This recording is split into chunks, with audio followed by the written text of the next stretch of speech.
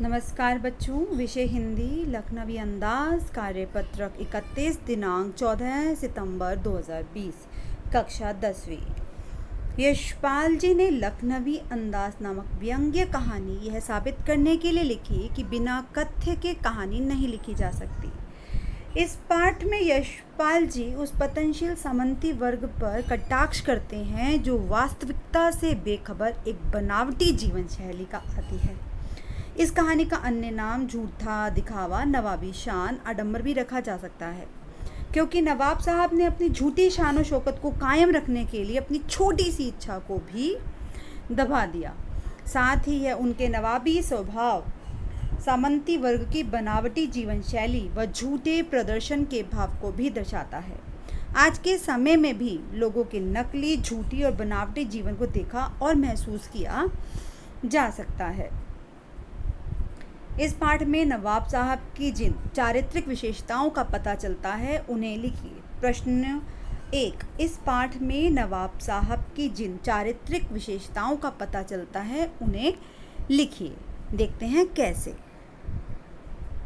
पूरा पाठ, पूरी कहानी आपने पढ़ी तो नवाब साहब का एक जो चित्र था वो आपकी आंखों में, आपके दिमाग में उभरा होगा, वो बनाइए और उनकी चारित्रिक विशेषताओं को लिखिए। देखिए, मैंने इसका उत्तर इस प्रकार से लिखा है। इस पाठ में नवाब साहब की निम्नलिखित चारित्रिक विशेषताओं का पता चलता है। बच्चों, मैं आपको हमेशा से यही समझाती हूँ कि जैसा प्रश्न दिया गया है उसी में से उत्तर बनाना है। प्रश्न दिया गया है, इस पाठ में नवाब साहब की जिन चारित्रिक विशेषताओं का पता चलता है उन्हें लिखिए। तो आप उत्तर भी इस तरीके से ही लिखेंगे। इस पाठ में नवाब साहब की निम्नलिखित चारित्रिक विशेषताओं का पता चलता है। पहला, शिष्टाचार। शिष्टाचार कैसे था? उन्होंने लेखक से पूछा था किबला शौक फरमाइए, प्लीज़ खाइए, है ना। इस तरह से उन्होंने अपनी जो उर्दू भाषा का प्रयोग किया था, किबला शौक फरमाए, तो शिष्टाचार भी था। भद्र व्यक्ति थे, सफ़ेद पोश शब्द का प्रयोग किया गया है कहानी में। सज्जन व्यक्ति थे, उनके कपड़ों से ऐसा लग रहा था सज्जन बैठे हुए हैं। संकोची थे। अब मैं ये बताना चाहूँगी, जब संकोच आता है हमारे जीवन में, तभी दिखावा आता है। उनको संकोच हुआ ना, लेखक के सामने खीरा खाने में उनको संकोच हुआ, तभी तो नहीं खाया, तो बनावटीपन है। उनकी चारित्रिक विशेषता झूठी नवाबी शान, इसको लखनवी अंदाज भी कह सकते हैं। घमंडी, अन्न का निरादर करने वाले। इस कहानी में मुझे यही समझ आया और यही एक बहुत बुरी मुझे एक चीज़ लगी कि उन्होंने अन्न का निरादर कर दिया, अन्न को फेंक दिया, खीरे को फेंक दिया। अब दिखावापन तो था ही, तो इस तरह से चारित्रिक विशेषताओं को लिखा जा सकता है। ठीक है, आपको और लगे हैं इसमें चारित्रिक विशेषताएं तो आप और भी लिख सकते हैं। अब सेकंड प्रश्न देखिए। आपने भी कभी ना कभी किसी के बनावटी जीवन शैली व झूठे प्रदर्शन के भाव को महसूस किया होगा। कभी ऐसा हुआ होगा कि आप किसी से मिले या उन्होंने दिखावा किया या आपने किया, तो जो भी आपके विचार रहे या जो आपकी घटना रही आपके जीवन की, आपको इसमें लिखनी है। मैं आपको एक घटना पढ़ के सुना रही हूँ। एक बार मैं रेलगाड़ी में यात्रा कर रही थी। उस रेलगाड़ी में एक महिला मेरी सीट के ठीक साथ बैठी थी। हम दोनों में बातचीत शुरू हुई। तब उस महिला ने बताया कि वह पहली बार रेलगाड़ी में यात्रा कर रही है, यानी कि उसने कभी यात्रा ही नहीं की रेलगाड़ी में, वह हमेशा हवाई यात्रा करती है।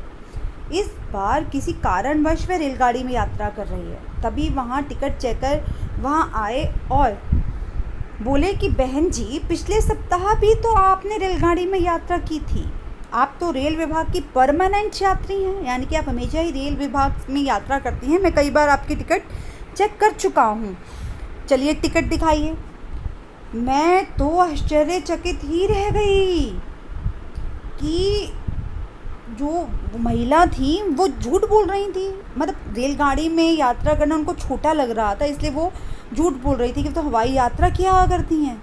सोचा, इतना दिखावा, दुनिया में इतना दिखावा है, तो इस तरह की घटना आप लिख सकते हैं।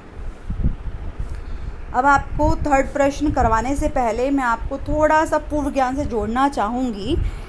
इसमें प्रश्न पूछा गया है कि क्रिया बतानी है आपको कि क्या प्रश्न में किस प्रकार की क्रिया है।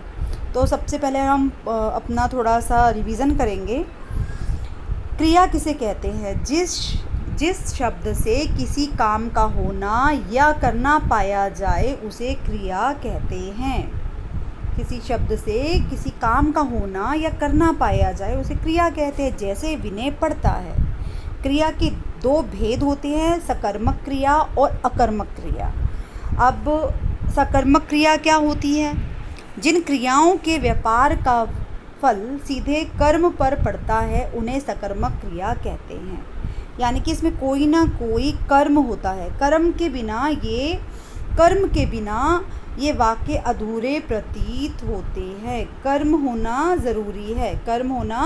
ज़रूरी है। जैसे मैंने खाया। अब प्रश्न आ गया क्या खाया? अगर मैं ये बोलूँ मैंने आम खाया तो ये कैसी क्रिया हो जाएगी? सकर्मक क्रिया हो जाएगी। खाली मैंने खाया में कर्म है ही नहीं, तो अकर्मक क्रिया। ठीक है, अब आगे देखते हैं अकर्मक क्रिया क्या होती है। जिन क्रियाओं में कर्म की आवश्यकता नहीं होती उन्हें अकर्मक क्रिया कहा जाता है। ऐसे वाक्यों में क्रिया के व्यापार का फल कर्ता में ही रहता है। जैसे स्वाति दौड़ती है, बच्चा रोता है।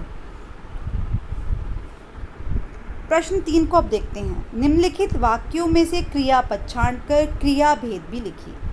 आपको पहले बताना है कि इसमें कहाँ क्रिया है, इस पूरे वाक्य में कहाँ क्रियापद है और उस क्रिया का कौन सा भेद है। पहला प्रश्न देखेंगे। पहला, एक सफ़ेद पोश सज्जन बहुत सुविधा से पालथी मारकर बैठे थे। अब इसमें पहले का उत्तर तो आपको दे दिया गया, बैठे थे अकर्मक। ये नहीं बताया गया कि क्या बैठे थे, मतलब इसमें कर्म है ही नहीं, तो अकर्मक क्रिया। दूसरा देखेंगे, नवाब साहब ने संगति के लिए उत्साह नहीं दिखाया। क्या नहीं दिखाया? उत्साह नहीं दिखाया। जब क्या का हमें उत्तर मिल जाता है तो वो सकर्मक क्रिया होती है। ठीक है, अब तीसरा देखेंगे।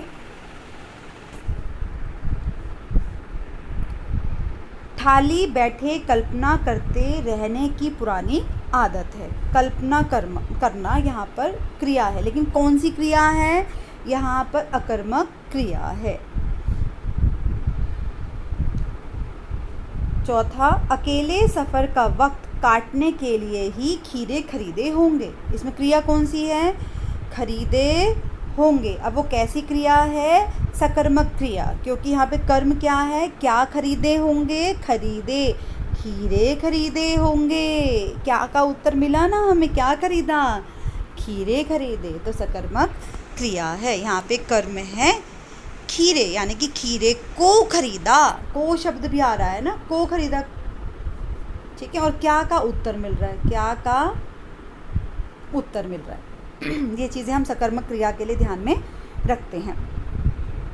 पांचवा देखेंगे, खीरों के सिर काटे उन्हें गोद कर झाग निकाला। तो दो क्रियाएं हैं, सिर काटे और झाग निकाला।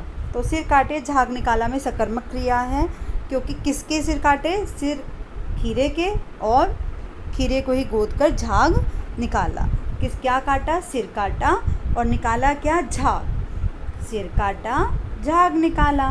ठीक है ना, क्या? सिर को काटा, झाग को निकाला।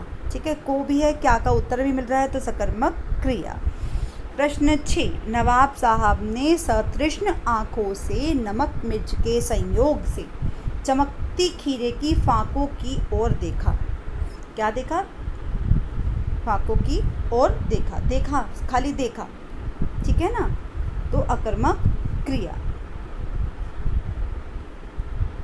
अब 7वां देखते हैं। नवाब साहब खीरे की तैयारी और इस्तेमाल से थक कर लेट गए। अब लेट गए, इसमें भी कोई कर्म नहीं है, तो अकर्मक क्रिया। 8वां देखते हैं। जेब से चाकू निकाला। जेब से चाकू निकाला, यानी कि सकर्मक क्रिया। चाकू निकाला, निकाला, जो निकाला है वो हमारा कर्म है, वो क्रिया है। और हमने क्या निकाला? हमने चाकू को निकाला। हमने प्रश्न पूछा क्या क्या निकाला, उत्तर आया चाकू निकाला, तो सकर्मक क्रिया, क्योंकि कर्म है। इसको और अच्छे से मैंने लिख के बताया कि सकर्मक क्रिया की आप पहचान कैसे करेंगे। कर्ता और क्रिया के बीच क्या और किसे आदि आप प्रश्न पूछिए। अगर यदि प्रश्न का उत्तर मिल जाता है तो क्रिया सकर्मक है, और ना मिले तो क्रिया अकर्मक होती है। जैसे मैंने आपको इसमें समझाया, जेब से चाकू निकाला, निकाला क्रिया है, लेकिन मैं इसमें प्रश्न पूछती हूँ क्या निकाला, उत्तर आ गया चाकू निकाला। तो क्या का उत्तर मिलते ही ये सकर्मक क्रिया है। और दूसरी पहचान है को। हमें जब हम पढ़ते हैं इस पूरे वाक्य को और हमें को, चाकू को निकाला, ठीक है ना, को तो कर्म की पहचान है ही, कर्ता ने कर्म को। तो इस तरह से हमने पहचान भी कर ली क्रिया की और हमने इसके एग्जाम्पल्स भी कर लिए, और इस तरह से ये वर्कशीट जो है आपकी आज की पूरी होती है बच्चों। धन्यवाद, बाय बाय।